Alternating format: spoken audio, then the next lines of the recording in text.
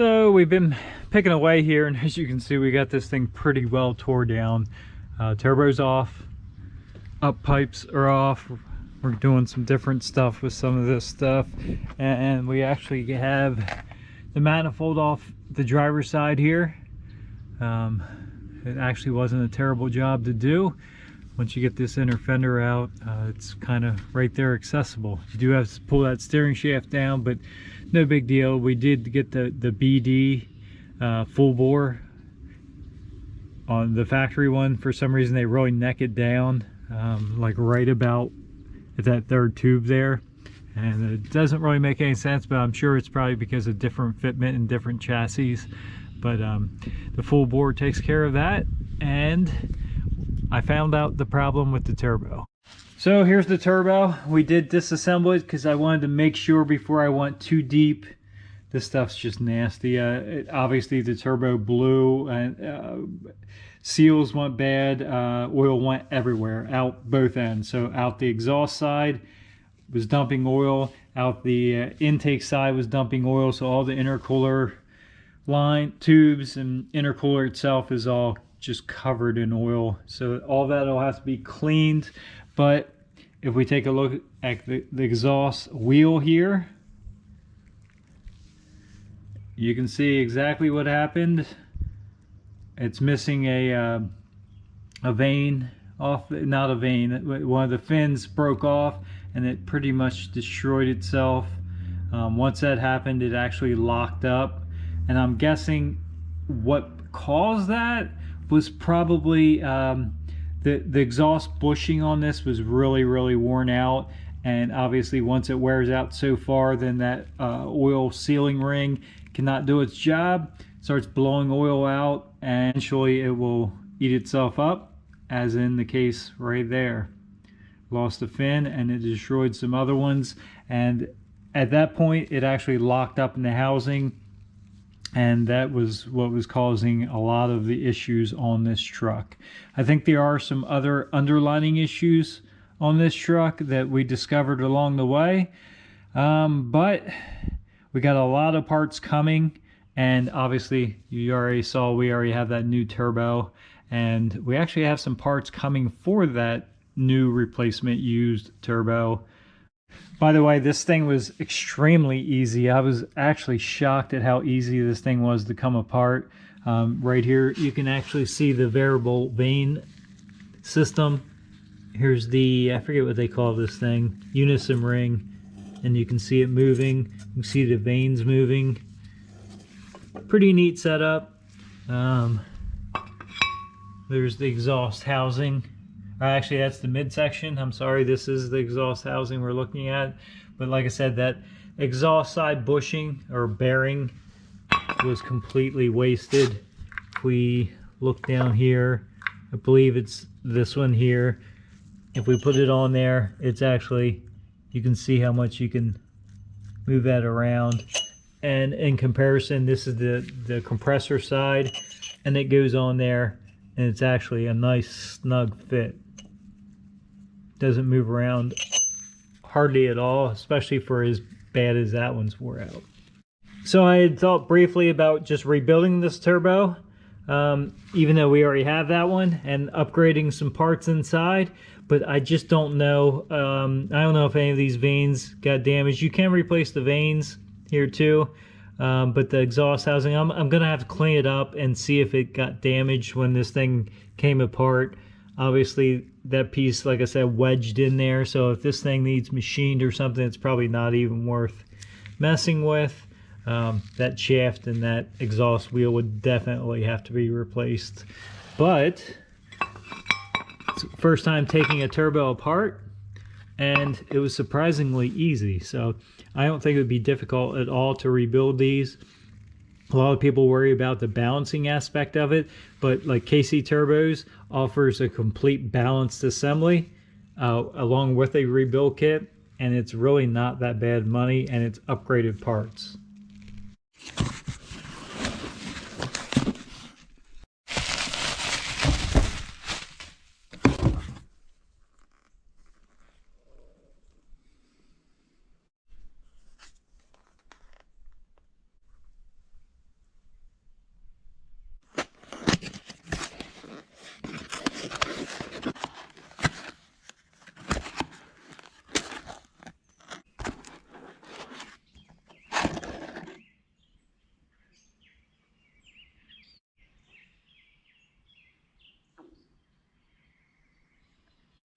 All right, my first impressions of the Wicked Wheel 2 for the LLY Duramax is it's pretty. They box it extremely well. Foam packed everywhere, so it came completely intact, undamaged. You could probably throw that off of a building and not damage it the way it was packed. Plus, it was in another box. It's supposed to be drop-in, balanced, ready to go, and there is some balancing marks on the back of it, so that's a good sign. Like I said, right there it says Wicked Wheel LLY and some other numbers on there, but it looks good. There's WWLLY on the fin there too. I don't know if you can see that. It's sharp, so you want to be careful handling this, not only to not cut yourself, but you don't want to drop this and damage it either. So if it's damaged, it's no good. So let's get the turbo ready to drop this in, and feels light. You know, I don't know compared to the stock one yet until we get the other one apart, but it looks good. Looks really good. So how easy is it to install the Wicked Wheel 2?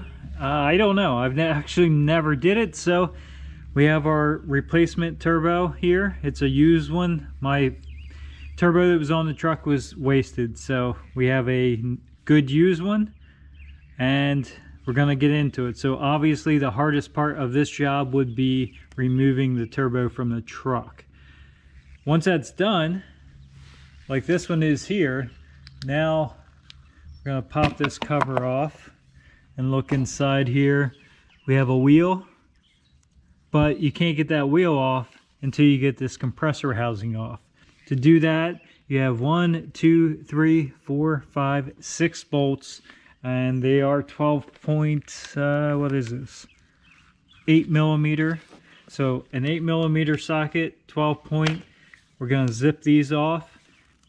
This housing might be a little stuck on there, but I assume it's going to come off fairly easy. I believe there is an O-ring back there too. I did research this a little bit before I got into it, but the first thing I want to do here is, because this thing's been sitting a little bit, is kind of clean the parting line here between the housing and the back piece here. So we'll take and wipe all the way around it, take some fresh air and blow there. Try and keep as much contaminants out of the turbo as possible.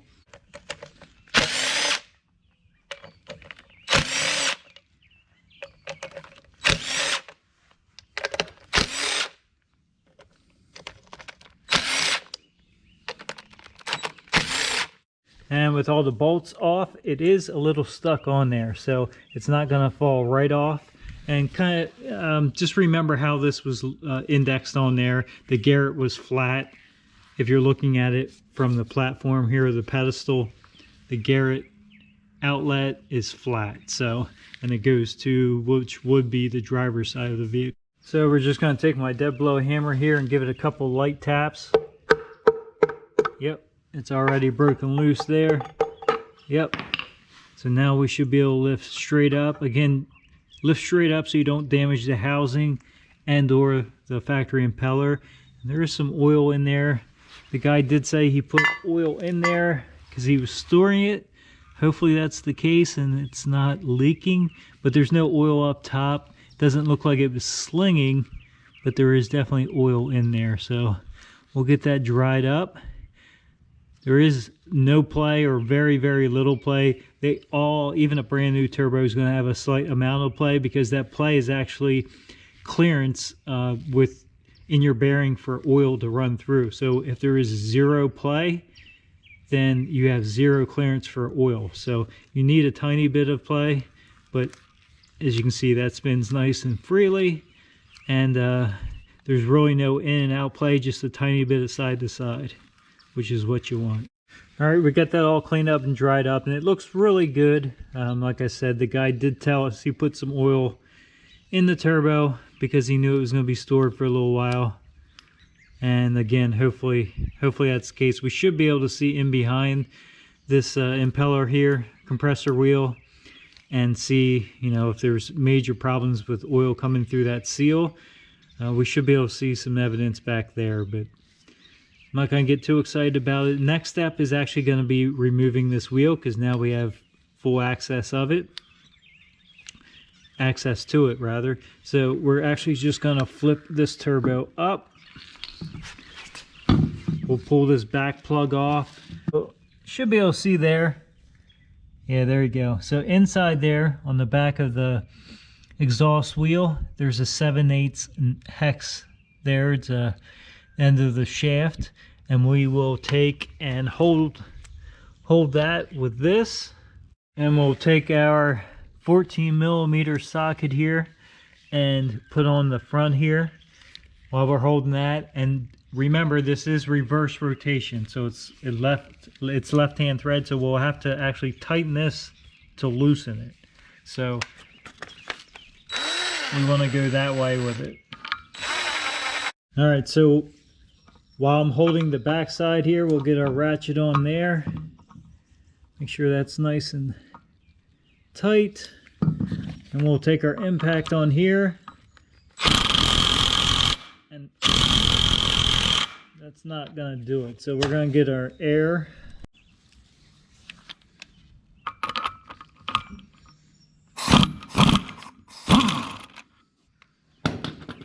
And that got it with no issue at all. So we'll go ahead and slide our wheel off. So we got our kitchen scale here. There, you can see that reads 0. We have a paper towel just laying on there. Let's take our stock wheel. We'll drop it on there. And we're 159, there you go, 159 grams. For the old wheel, we'll set that aside and pick up the wicked wheel. Still zeroed out, and we'll drop that on.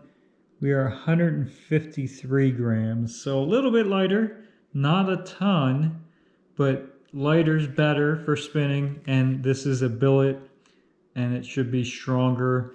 And if we set them side by side, we'll set them side by side on the scale here, we can actually see the height difference too. All right, with that measured, we'll take our new wheel and we'll just drop it on here. Nice and gentle like, and again, it's reverse rotation, so if we loosen it, we'll actually be tightening it. And it spins on like butter. So now we're spinning the whole shaft. Now we just need to torque it, but it looks really good in there. Let's go ahead and torque this down. We're going to go ahead and torque this using the same method with holding the back to 120 inch-pound. So at this stage, we're kind of done installing the wheel itself. We got to clean the compressor housing up, reattach that, and these bolts go to 144 inch-pound. Or actually 140, I believe it is. But so far the install was really easy. We're going to go ahead and clean that up and test fit it, but we have I'm going to do something with that. So I think we're actually going to, I got some powder to powder coat, but I think we're actually going to just paint it because some of the parts we won't be able to powder coat, and I want to be able to color match everything. So we'll just use some high temp paint. We're going to paint this housing cover, and you'll see in a couple of minutes what I decided to paint it. And there we have it. If you know me, you know I like green, so that was kind of a given that it was going to go green. We'll probably do some of the intercooler piping, some other odds and ends under the hood, and then we'll be able to match it with this because it's straight out of a paint can. So obviously powder coat would hold up better, but it's not a show truck. It's not anything we're looking to make it last for years and years. This will hold up pretty good. This is inch and paint. I did buy some green powder coat, and I was going to powder coat it, but like I said, some of the other parts I won't be able to fit in my small oven. So this is the next best thing, and then it'll be back together. I cleaned up our bolts, sprayed them down too. Whoops, dropped it. So we'll get these reinstalled, and they just get torqued down, do a kind of crisscross stagger pattern, and they get torqued down to 144 inch-pound, and that completes the install of the wicked wheel too. It's a nice piece, fits nice, looks nice. We'll see how it performs. Obviously it's quite a bit more of a job to actually get this back on the truck. But as far as once you have the turbo off, disassembling and changing out that wheel really is not bad at all. So there's the last shot before it goes back in the truck. We got all of our mounting bolts. We actually cleaned that bracket up top. Got it painted. Everything torqued down.